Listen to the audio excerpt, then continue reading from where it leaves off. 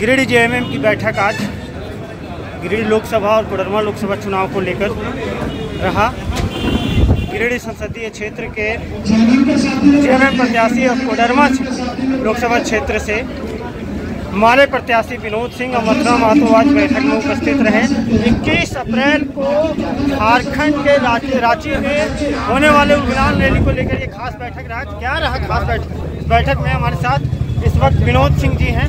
आइए उनसे जानने की कोशिश करते हैं विनोद सिंह जी से। 21 अप्रैल को उद्यान रैली है रांची में, आप लोग सभी जुट रहे हैं, टोटल एडी गठबंधन जुट रहा है, क्या कहेंगे इस रैली में? बिल्कुल, ये रैली बहुत ऐतिहासिक होने जा रही है, तमाम दलों से मिलकर के होने जा रही है और ऐसे समय पे होने जा रही है जब लगातार लोकसभा चुनाव वहाँ चल रहे हैं, प्रारंभ हो गए हैं, पहले चरण का वोट हो गए हैं, तब भी यह जो भारतीय जनता पार्टी की सरकार है तमाम एजेंसियों को पूरे गलत तरीके से पूरा चुनाव को प्रभावित करने में लगी हुई है और ये उद्यान रैली ऐसे समय में होगी झारखंड की जनता की जवाब। भाजपा इसे उद्यान रैली को ही भ्रष्टाचारियों का गेट टुगेदर पार्टी कह रही है। भारतीय जनता पार्टी तो कह ही रही है कि भाई आप हमारे साथ आइए, भ्रष्टाचार मुक्त होंगे। जब वो जिसको एनसीपी को नेशनल करप्ट पार्टी कर रहे थे, आज जब उनके नेताओं के खिलाफ ईडी और सीबीआई केस बंद करती है, दस्तावेज बंद कर देती है, तो चाहे उनको भ्रष्टाचार से कहीं कोई दिक्कत नहीं है,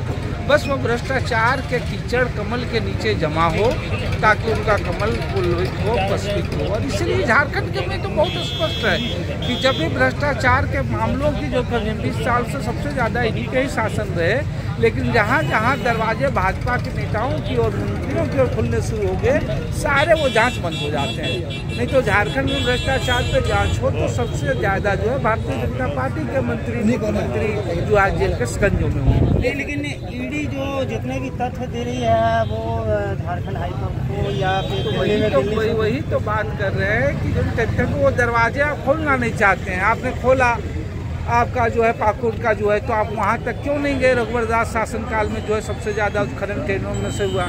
आपने खोला पूजा सिंघल का मनरेगा का घोटाला, तो वहाँ तक क्यों नहीं गए जिसने उसको संरक्षण दिया? आपने खोला। तो मैं इसलिए कह रहा हूँ कि जैसे ईडी कोई दरवाज़ा खिड़की खोलती है झारखंड में, जैसे करप्शन के मामले उनके तक, इसलिए आप देखिएगा उस पर कोई मामले नहीं जांच कर रही है। झारखंड में ज़मीन के खरीद के मामले की जांच कर रही है कि जो ज़मीन खरीदी ही नहीं गई। 4 जून के पहले ही, रिजल्ट के आने के पहले ही अब ईवीएम पर फिर से एक बार सवाल उठना शुरू हो गया है। टोटल ईडी गठबंधन के नेता ईवीएम पर सवाल है। किसी भी चीज में विश्वास और पारदर्शिता हो, कोई चीज में जितनी ज्यादा पारदर्शिता हो लोकतंत्र के लिए उतनी बेहतर हो, लेकिन अगर पारदर्शिता पे आप नहीं करेंगे तो उनका तो स्पष्ट करना है। चलिए ईवीएम में ही जो पर्ची गिर रही है उस पर्ची की काउंट हो, उसकी गारंटी हो। आपको भरोसा है या नहीं? उसकी गारंटी देखिए, भारतीय जनता पार्टी पूरे 10 सालों से शासन में देखें तो अपने लिए तमाम संसाधनों का, तमाम चीज़ों का जो है वो पूरे हित पे प्रयोग कर रही है। उसकी पूरी भरसक वो कोशिश कर रही है या करेगी, लेकिन तमाम कोशिशें कभी भी जब चीज़ें इंतहा हो जाती है तो जनता जवाब, अगर सड़कों पर उतर जाए, जवाब देती है तो तमाम चीज़ें तहस नहस हो जाती है और जनता जवाब देगी। जयप्रकाश वर्मा जी नाराज चल रहे हैं, चुनाव लड़ने का दावा भी कर रहे हैं। लोकतंत्र है, तमाम दलों के तमाम लोग हैं, सारे चुनाव लड़ सकते हैं, कोई मसला नहीं है। लेकिन जाहिर सी बात है ये चुनाव कोई व्यक्ति नहीं लड़ रहा है, ये चुनाव कोई एक दल नहीं लड़ रहा है, ये चुनाव तमाम लोग देश के जनता के। और जब बड़े कोई हित हों तो ये महत्वपूर्ण नहीं रहता है किस सीटों से कौन लड़ रहा है, किस पार्टी लड़ रही है। आज पूरे इंडिया अलायंस के साथ झारखंड में पूरे गठबंधन के लोग लड़ रहे हैं। उससे ज़्यादा महत्वपूर्ण ये है किस दल को कौन सी सीट मिली है, कौन व्यक्ति किस जगह से खड़ी है। उससे ज़्यादा ये है कि कैसे जो है भारतीय जनता पार्टी को झारखंड में सीटें दी है, झारखंड की जनता उसकी। बहुत बहुत धन्यवाद न्यूज़ से बात करने के लिए।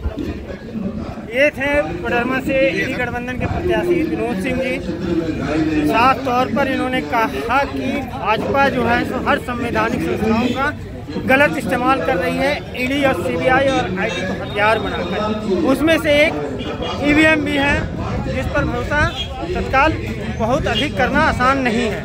न्यूज़ विंग के लिए गिरिडीह जेएमएम कार्यालय से मैं मनोज कुमार।